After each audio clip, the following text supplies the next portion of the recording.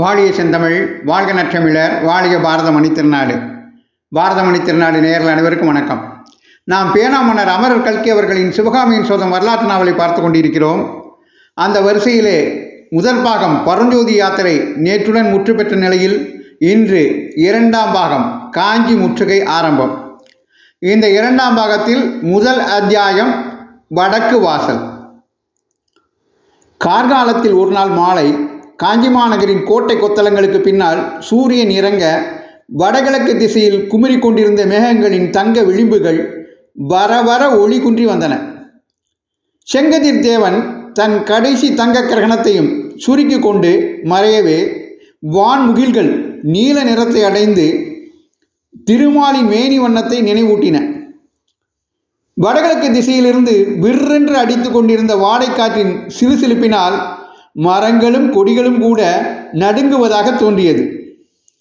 காஞ்சி மாநகரத்து கோட்டை மதில்களிலும் கோயில் கோபுரங்களிலும் அரண்மனை விமானங்களிலும் கலை மண்டபங்களிலும் குடியேறி வாழ்ந்த பல வகை பறவைகள் சடசடவென்று இறக்கைகளை அடித்து கொண்டு தத்தம் வாசஸ்தலத்தை நோக்கி பறந்து கொண்டிருந்தன.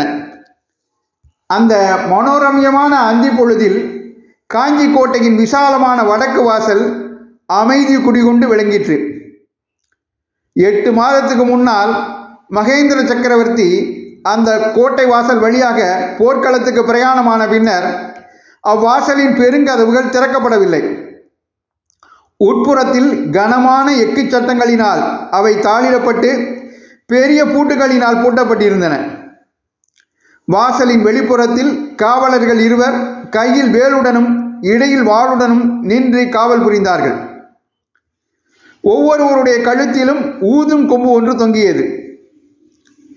கோட்டை வாசலில் இருந்து புறப்பட்ட விசாலமான ராஜபாட்டையானது அங்கிருந்து வெகு தூரம் வரையில் வளைந்தும் நெளிந்தும் ஊர்ந்து செல்லும் பாம்பை போல் காணப்பட்டது. அந்த பாதையில் கண்ணு கெட்டிய தூரத்துக்கு ஒருவரும் காணப்படவில்லை. ஆயினும் காவலர்கள் இருவரும் சாலையை கூர்ந்து கவனித்து கொண்டிருப்பதை பார்த்தால் யாரையோ அவர்கள் எதிர்பார்த்து கொண்டிருந்தது போல் தோன்றியது. திடீரென்று வெகு தூரத்தில் புகைப்படலம் போன்ற புழுதி எழுந்தது.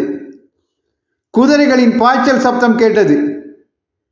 காவலர்கள் இருவரும் ஜாக்கிரதையாக நின்றார்கள். கோட்டை வாசலின் மேல் மாடத்தில் எச்சரிக்கை முரசு தின் தின் என்று சப்திக்கத் தொடங்கியது. புழுதி படலமும் குதிரைகள் வரும் சப்தமும் அதிவிரைவில் நெருங்கி வந்துவிட்டன. மங்கலான மாலை வெளிச்சத்தில் குதிரைகளும் கண்ணுக்கு புலனாகின. முன்னால் வந்த 2 குதிரைகளின் மேல் இருந்த வீரர்கள் கையில் ரிஷப கொடி பிடித்து கொண்டிருந்தார்கள். அவர்களுக்கு அடுத்தாற்போல் தனித்து வந்த உயர்ந்த ஜாதி குதிரைகளின் மீது போர்க்கூலம் போன்ற கம்பீர தோற்றமுடைய ஒரு யௌவன புருஷன் வீற்றிருந்தான்.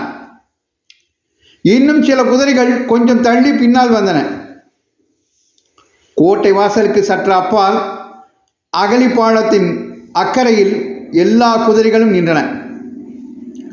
முன்னால் கொடிபிடித்து வந்த இருவரில் ஒருவன், காஞ்சி மாநகர் கோட்டையின் வீர தளபதி பரஞ்சோதியார் வருகிறார், கோட்டை கதவை திறவுங்கள் என்று கூவினான். இன்னொருவனும் அவ்வாறே திரும்ப கூவினான். தளபதி பரஞ்சோதி வாழ்க வாழ்க என்று பற்பல குரல்கள் சேர்ந்து கோஷித்தன. கோட்டை காவலர் இருவரும் விரைவாக நடந்து முன்னால் வந்தார்கள். தனித்து நின்ற உயர்ஜாதி குதிரை மீது இருந்த வீரனை அவர்கள் அணுகி வணக்கத்துடன் நின்றார்கள். ஆம், அந்த கம்பீரமான கருத்த குதிரை மீது வீற்றிருந்த வீரன் நம் பழைய நண்பனான பரஞ்சோதிதான்.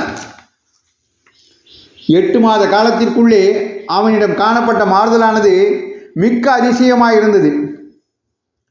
காஞ்சியில் பிரவேசிக்கும் போது அவன் உலகமறியாத பாலகனாய் இருந்தான். அவனுடைய முகமானது பால்வடியும் குழந்தை முகமாயிருந்தது.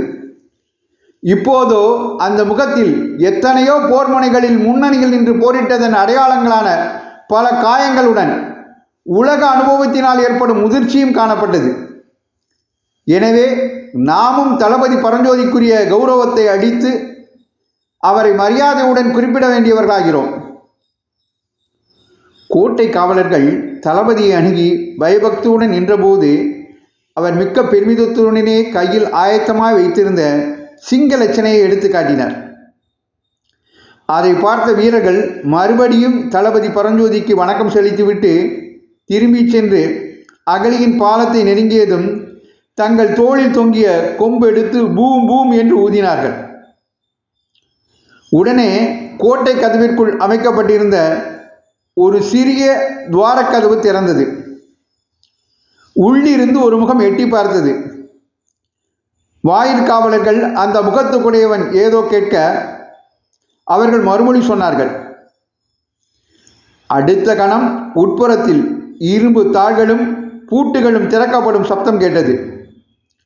பின்னர் அந்த பிரம்மாண்டமான கோட்டை கதவுகள் கடகடவென்றும் மடமடவென்றும் சப்தம் செய்து கொண்டு திறந்து வந்தவர்களுக்கு வழிவிட்டன. கொடி பிடித்த இரு வீரர்களையும் பின்னால் விட்டுவிட்டு தளபதி பரஞ்சோதி அகலியின் பாலத்தை கடந்து கோட்டை வாசலுக்குள் முன்னதாக பிரவேசித்தார். முன்கோட்டை வாசலுக்கு ஏறக்குறைய 200 அடி தூரத்துக்கு அப்பால் இரண்டாவது சிறுவாசல் ஒன்று காணப்பட்டது. 2 வாசல்களுக்கும் நடுவில் கீழே கருங்கல் தளவரிசை அமைந்திருந்த வட்ட வடிவமான முற்றத்தில் வேல் பிடித்த வீரர்கள் பலர் அணிவகுத்து நின்றார்கள். இடையிடையே சில வீரர்கள் சுடர்வெட்டிருந்த தீவர்த்திகளை பிடித்துக் கொண்டிருந்தார்கள். அவர்களுக்கு நடுவில் இரட்டை குதிரை பூட்டிய அலங்கார ரதம் ஒன்று காணப்பட்டது. ரதத்திற்கு சமீபமாக பல வீரர்கள் சேர்ந்து பிடித்து கொண்டு நின்ற ரிஷப கொடியானது வானலாவி பறந்தது.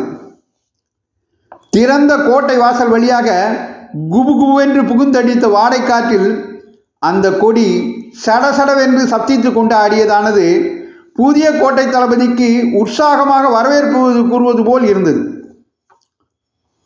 ரதத்தில் குமார சக்கரவர்த்தி மாமல்ல நரசிம்மர் வீற்றிருந்தார். ரதசாரதி கண்ணபிரான் குதிரைகளின் கடிவாளங்களை இழுத்து பிடித்து கொண்டு கீழே பூமியில் நின்றார். கதவு திறந்து தளபதி பரஞ்சோதி உள்ளே பிரவேசித்தாரோ இல்லையோ, மாமல்ல நரசிம்மர் ரதத்தில் இருந்து கீழே குதித்தார். அவர் கையினால் சமிச்சை செய்யவும் அருகில் நின்ற வீரர்களில் ஒருவன் இடிமுழக்கம் போன்ற குரலில், செழுக்க புலிகேசியின் அரக்கர் படைகளை கதிகலங்கடித்த அசகாயசூரர் வீராதி வீரர் தளபதி பரஞ்சோதி வருக வருக என்று கூவினான்.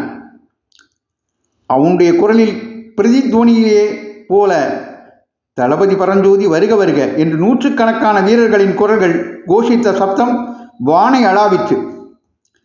அந்த கோஷத்துடன் கலந்து சங்குகளும் கொம்புகளும் தாரைகளும் தப்பட்டைகளும் முரசங்களும் பேரிகைகளும் ஏகாலத்தில் முழங்க அந்த பெருமுழக்கமானது கோட்டை வாசலிலே எதிரொலியை உண்டாக்க இந்த பலவகை சப்தங்களும் சேர்ந்து அங்கே நின்ற வீரர்களுக்கு உற்சாக வெறியை உண்டாக்கின. இத்தகைய வரவேற்பை பரஞ்சோதி சற்றும் எதிர்பார்க்கவில்லை என்பது அவருடைய முகபாவத்திலிருந்து நன்கு தெரிந்தது. சட்டென்று குதிரை மீதிருந்து அவர் தரையில் குதித்து ரதத்தின் அருகில் குமார சக்கரவர்த்தி நின்ற இடத்தை அணுகினார். தரையிலே விழுந்து நமஸ்கரித்து குமார சக்கரவர்த்திக்கு வணக்கம் செலுத்தவிருந்த பரஞ்சோதியை மாமல்ல நரசிம்மர் தடுத்து இரு கரங்களாலும் அணைத்து கொண்டார். சற்று நேரம் வரையில் இருவராலும் ஒன்றுமே பேச முடியவில்லை. முதலில் குமார சக்கரவர்த்தி தான் பேசினார். தளபதி, நாளெல்லாம் நிற்காமல் பிரயாணம் செய்து வந்தீர் போலும். களைப்பு காரணமாக உம்மால் பேசவே முடியவில்லை. பிரபு, நான் பேச முடியாமல் இருப்பதற்கு காரணம் களைப்பல்ல, தங்களுடைய அளவில்லா அன்புதான் காரணம். கோட்டை வாசலுக்கு வந்து என்னை எதிர்கொள்வீர்கள் என்று நான் நினைக்கவில்லை. மகாவீரரே, கோட்டைக்கு வெளியிலே கிளம்பக்கூடாது என்று சக்கரவர்த்தி எனக்கு கட்டளையிட்டாமல் இருந்திருந்தால் ஒரு காத தூரம் உம்மை எதிர்கொள்வதற்கு வந்திருப்பேன். சென்ற 8 மாத காலமாக உம்மை பார்க்க வேண்டும் என்ற ஆவல் என் உள்ளத்தில் எப்படி பொங்கிக் கொண்டிருந்தது என்பது உமக்கு எவ்விதம் தெரியும் என்று குமார சக்கரவர்த்தி கூறி முதலில் தாம் ரதத்தில் ஏறிக்கொண்டு பரஞ்சோதியும் தம் பக்கத்தில் உட்கார வைத்து கொண்டார். சாரதி கண்ணபிரானும் முன்தட்டில் ஏறி உட்கார்ந்தான். தளபதி, நேரே அரண்மனைக்கு போகலாமா, உமது விருப்பம் என்ன என்று மாமல்லர் கேட்க, பரஞ்சோதி, பிரபு, போகும்போதே காஞ்சி நகரை சுற்றி பார்த்து கொண்டு போக விரும்புகிறேன். கொஞ்சம் கூட காலத்தை வீணாக்க விரும்பவில்லை. இந்த வீரர்களை எல்லாம் முன்னதாக அனுப்பிவிடலாம் என்றார். குமார சக்கரவர்த்தி கட்டளையிட்டதன் பேரில் அங்கிருந்த வீரர்கள் பரஞ்சோதியுடன் வந்தவர்களையும் அழைத்து கொண்டு முன்னால் விரைந்து சென்றார்கள். சாரதி கண்ணபிரான் குதிரைகளின் தலைக்கயிற்றை லாகவமாக ஒரு குலுக்கு குலுக்கியதும் ரதமும் அங்கிருந்து நகர்ந்தது. கோட்டை வாசலின் கதவுகள் மீண்டும் சாத்தப்பட்டன. சிறிது நேரம் ஒரே கலகலப்பாய் இருந்த வடக்கு கோட்டை வாசலில் பழையபடி நிசப்தம் குடிகொண்டது என்று காஞ்சி முற்றுகை என்ற 2ஆம் பாகத்தின் முதல் அத்தியாயமான வடக்கு வாசல் அத்தியாயத்தை இத்துடன் முடிக்கிறார் அமரர் கல்கி அவர்கள். அமரர் கல்கி அவர்கள் அதோடு, அதாவது வரலாற்று அறிவோடு நமக்கு புவியியல் அறிவும் வேண்டும் என்பதற்காக ஒரு இந்திய படத்தை கொடுத்துள்ளார். அதில் எந்தெந்த அரசுகள் இருந்தன, வடக்கே ஹர்ஷராஜ்யம் இருந்தது, நர்மதிக்கு தெற்கே சலுக்க ராஜ்யம் இருந்தது, அதில் தான் அஜந்தா இடம்பெற்றிருந்தது, அதன் தெற்கு பகுதியில் தான் வாதாபி தலைநகரம் இருந்தது, இடையில் வைஜெயந்தி, தீ வைக்கப்பட்ட வைஜெயந்தி இருந்ததை காட்டுகிறார். கங்கர்கள் ஆண்ட தலைக்காடுவை குறிப்பிடுகிறார். மதுரைக்கு வடக்கே, அதாவது வடபெண்ணை தாண்டி வரையும் பல்லவ சாம்ராஜ்யம் பறந்து விரிந்திருந்ததை காட்டுகிறார். இவ்வாறாக மாமல்லபுரம் எங்கே இருக்கிறது என்பதை குறிப்பிடுகிறார். இவ்வாறாக தமது வாசகர்களுக்கு வரலாற்று அறிவுடன் புவியியல் அறிவையும் குறிப்பிடுவதற்காக இந்த படத்தை சிவகாமியின் சபதம் நிகழ்ந்த காலத்தில் பாரத நாட்டின் அரசியல் நிலைமை என்று குறிப்பிடுகிறார். 3 சாம்ராஜ்யங்கள் என்று குறிப்பிடுகிறார். அமரர் கல்கி அவர்களின் சிவகாமியின் சபதம் வரலாற்று நாவலை தொடர்ந்து கேட்டு மகிழ பாரத மணி திருநாடு சேனலை தொடருங்கள் என்று உங்களை கேட்டுக்கொள்கிறேன். ஆர்வமுள்ள வரலாற்று நாவல்களில் ஆர்வமுள்ள பிறருக்கும் இதை பகிர அன்போடு கேட்டுக்கொள்கிறேன். நன்றி, வணக்கம், ஜெய்ஹிந்த்.